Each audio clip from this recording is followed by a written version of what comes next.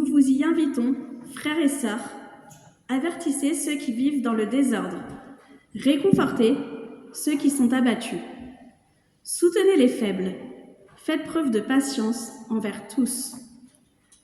Veillez à ce que personne ne rende à autrui le mal pour le mal, mais recherchez toujours le bien, soit entre vous, soit envers tous les hommes. Soyez toujours joyeux, priez sans cesse. Exprimez votre reconnaissance en toutes circonstances, car c'est la volonté de Dieu pour vous en Jésus-Christ. N'éteignez pas l'esprit. Ne méprisez pas les prophéties, mais examinez tout et retenez tout ce qui est beau.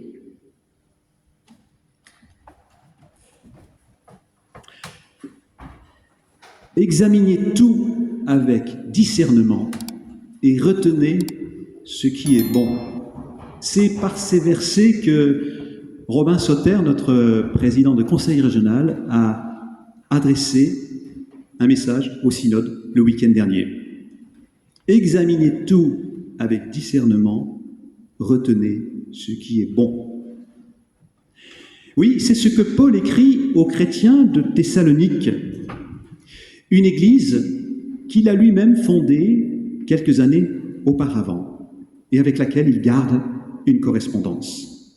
On sent dans cette lettre toute l'affection de l'apôtre pour cette communauté. Et en même temps, on devine son souci.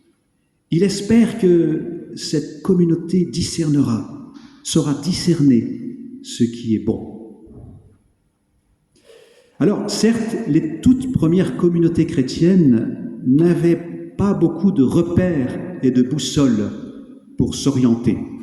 Ils avaient la loi de Moïse, les écrits prophétiques de l'Ancien Testament, mais ils ne disposaient pas, comme nous, d'un Nouveau Testament entièrement formé. Les évangiles n'avaient pas encore été rédigés au moment où Paul écrit cette lettre. Ils seront rédigés une vingtaine d'années plus tard. Donc, pour eux, pas facile de discerner ce qui est bon pour prendre les bonnes décisions. Car en dehors de l'Ancien Testament, il n'y avait que le souvenir des enseignements de Paul et des autres apôtres. Peut-être quelques éléments de la tradition orale sur la vie de Jésus. Mais c'est tout. Pas facile de s'orienter avec des repères aussi flous. Nous, aujourd'hui, nous avons une Bible entièrement formée. Et puis, notre Église protestante unie de France est dotée d'une constitution qui nous permet de réguler notre vie communautaire et qui définit les modalités de nos décisions. Sans parler de ces nombreux ouvrages de théologiens qui se sont succédés pendant 2000 ans. Bref, on pourrait dire que, à la différence des Thessaloniciens, nous ne manquons pas de repères pour nous orienter, pour discerner ce qui est bon.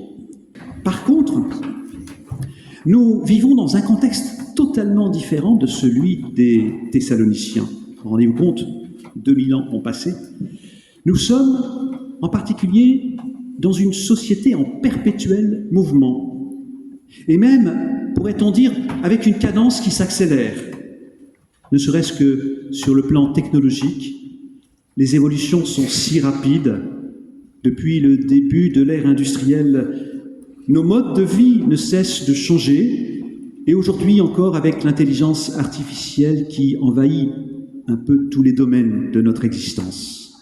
Et du coup, la question du sens se pose d'autant plus. Où voulons-nous aller ? Vers quelle société ? Qu'est-ce qui est bon pour nous et pour le monde, et qu'est-ce qui ne l'est pas ?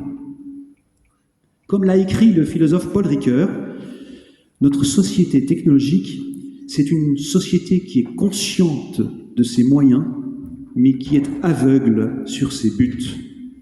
Consciente de ses moyens, mais aveugle sur ses buts. Jacques Ellul le disait déjà en son temps, nous sommes tellement obnubilés par nos technologies, tellement fascinés par les possibilités qu'elles nous donnent que souvent, nous en oublions la question du sens. Pourquoi faire toute cette technologie pour aller où? Vers quelle société? Vers quel monde? Or, l'Église, je crois, l'Église est le bon lieu pour se poser la question du sens et se la poser ensemble. Car la communauté chrétienne, oui, bien sûr, nous sommes dans le monde. Nous ne sommes pas en dehors du monde, mais nous sommes un peu en retrait du monde. Nous avons la possibilité de prendre un peu de distance par rapport à notre société moderne pour s'interroger sur son fonctionnement, sur ses dérives, pour évaluer ce qui est bon et ce qui ne l'est pas. Examinez tout avec discernement et retenez ce qui est bon. Alors certes, cette exhortation s'adresse à nous et elle s'applique déjà à notre vie d'Église.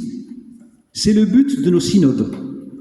Faire une halte pendant quelques jours entre responsables d'Église sur toute la région, prendre le temps de se parler, de discerner ensemble où nous voulons aller. C'est aussi au niveau local ce que nous faisons en assemblée d'église ou bien lors de nos conseils presbytéraux. Examinez tout avec discernement, retenez ce qui est bon. C'est aussi un exercice que nous pouvons faire en examinant la société tout entière, notre planète. Alors bien sûr, il ne s'agit pas de s'opposer à tout changement, ce qui d'ailleurs est impossible et illusoire, car notre société est en perpétuel changement.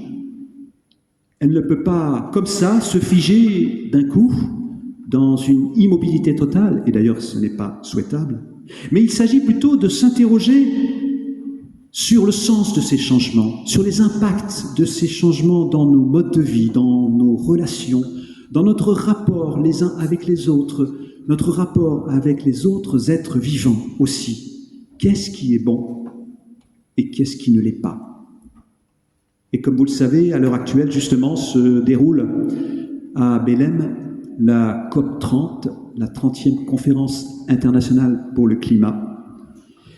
Et les scientifiques ont à nouveau tiré la sonnette d'alarme. La trajectoire fixée par la COP 21 à Paris n'est pas respectée. Et nous n'avons pas encore pris les dispositions nécessaires et suffisantes pour parvenir à limiter la hausse des températures à 1,5 degré.